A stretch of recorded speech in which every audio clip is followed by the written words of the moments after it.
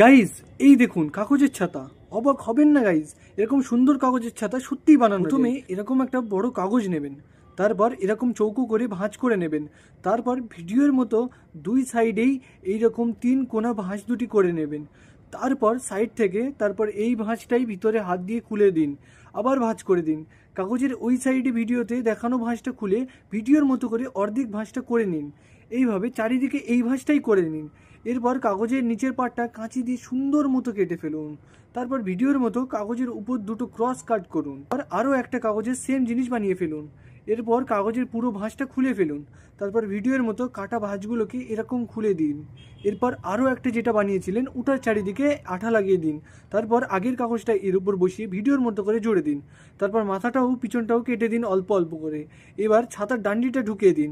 ছাতার মাথায় একটা কাগজ দিয়ে আঠা লাগিয়ে জড়িয়ে দিন। এরপর দেখুন আপনার ছাতা তৈরি।